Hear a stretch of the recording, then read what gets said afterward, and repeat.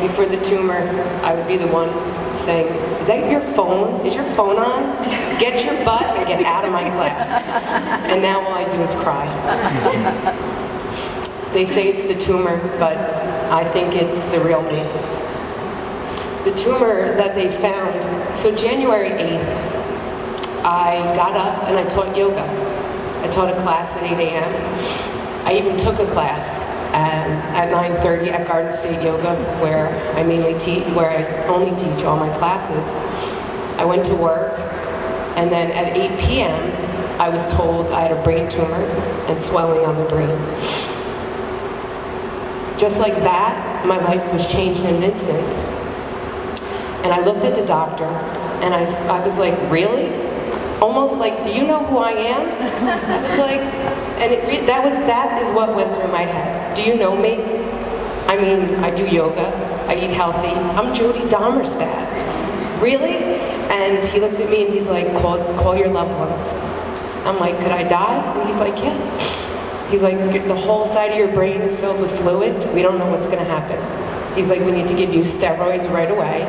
And I looked at him and I said, well, go get them. What are you waiting for, And so I took a moment and I thought, wow, what is death? And by the way, I never thought I was gonna die.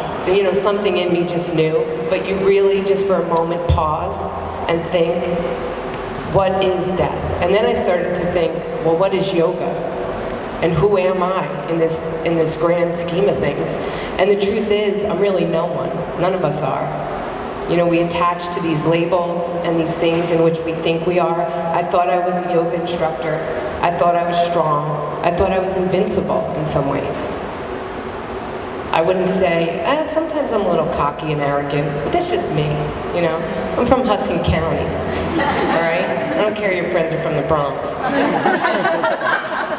But that's, the attitude that I grew up with is you just pull up your pants and you just keep going. You keep fighting, you just keep going. And I couldn't go. There was nowhere to go. And so I sat in the ER all night, and my boyfriend was in Colorado, and I had to call him and say, you have to come home because I have a tumor and swelling on my brain. And he didn't believe me at first. He was like, no, not, really? So all these events were occurring, and I laid in bed, and all my friends came the next day.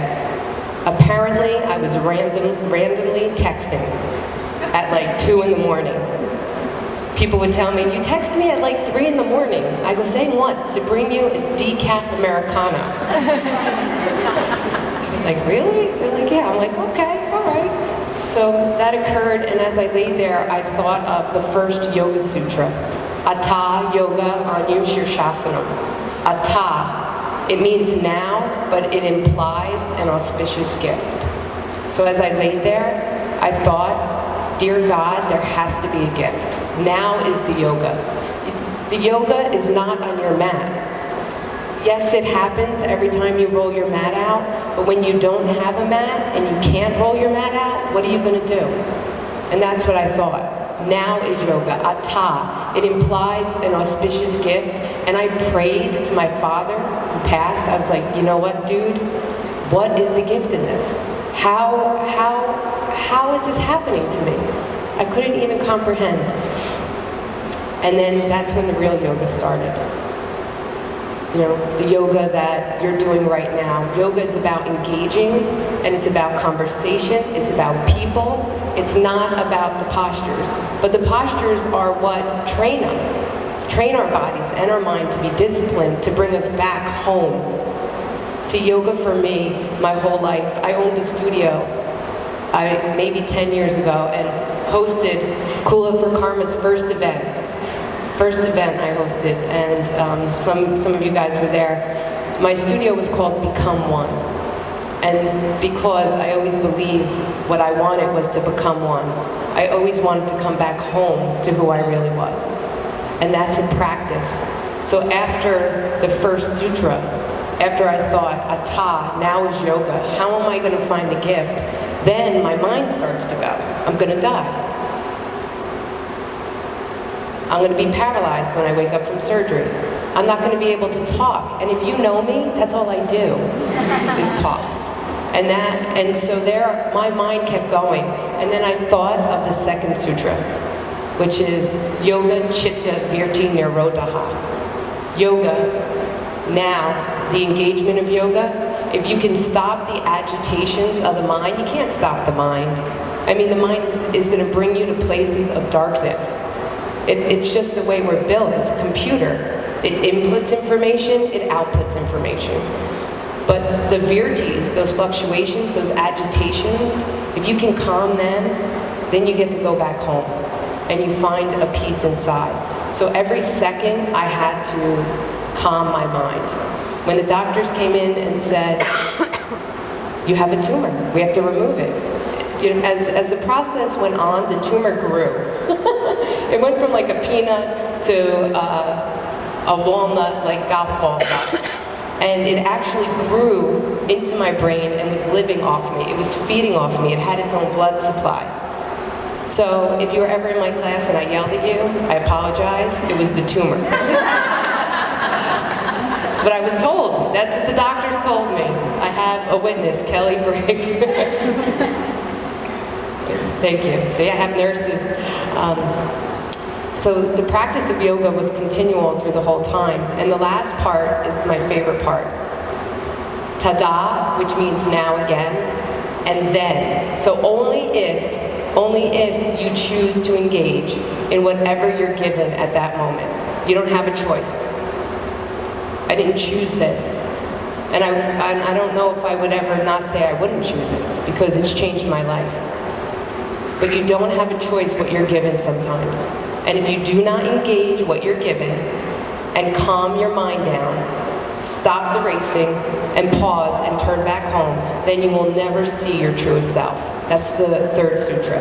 Tada Drastu Swarupe Vastanama. That means that the true seer gets to abide in their soul, in their home. And for the first time, I'm home. And it's scary. Yoga's scary. I honor all of you for being here, because it is scary. When you get on your mat, you are faced with yourself. You cannot run, you cannot hide. And when you're in bed for 30 days, there's nowhere to go. I had nowhere to go. And so the only thing I had was the teachings of yoga. I joke with my TTs, and they're here somewhere. Are they even in here? Oh, I do. Yes, they're here. I joke with them. Oh, here they come. They're helping out. Thank you guys for helping Kula. But I joke with them, and I really mean this. When the chips are down, I can't pop up into tree pose. You know, when the doctor came running over and he's like, you're like, you know, this is serious. I wish I could have done a pose and be like, what do you mean? You know? My pose was like, what? What's going on? And all of us have something that we're going through in our lives right now. Or maybe not now, or maybe you know someone. So for me, the years of yoga have changed my life, and they've given me something really special. And that's the ability to come back to myself, to come back home. So when you get upset and things start going array and you feel so overwhelmed, if you can pause, feel it. And by the way, I cried the whole time. I don't want to sit here and you think that I was strong through it. Any person that walked in to visit me, we cried. Every time someone left, me and my boyfriend cried. Because we didn't know what was going to happen. And today, I have cried so much that I don't think I can cry anymore. Until me and Penny start chanting, and then that'll probably happen. So if you can just take a moment and pause, and you're willing to go back to yourself, you'll have everything that you need. And that's the yoga. That's why we do the physical practice, that's why we do the spiritual, that's why we do the teachings. And I'm honored to be here. And I said to Allie, she's here from Garden State Yoga, I said to Allie, you know, of course, I can't come back and just teach a class for Garden State. I have to come back for Kula in front of all these people, you know, and do my first Dharma talk.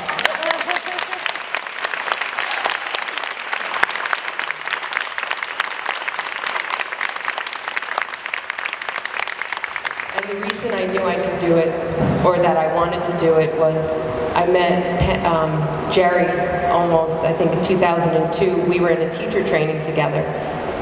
3, thank you. Tumor.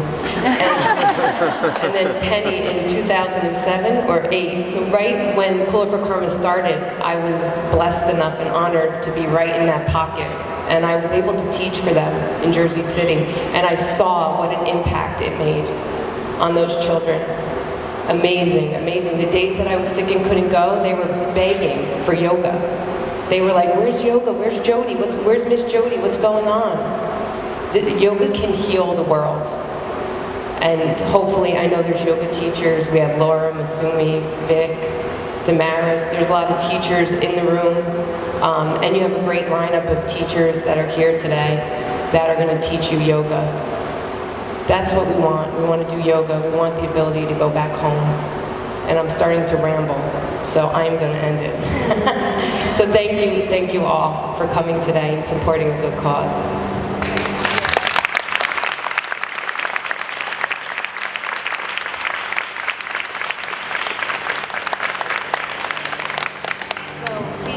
Moment and close your eyes as we welcome each of you here this morning. We're going to chant one chant together. This is something everybody knows, so please join in as soon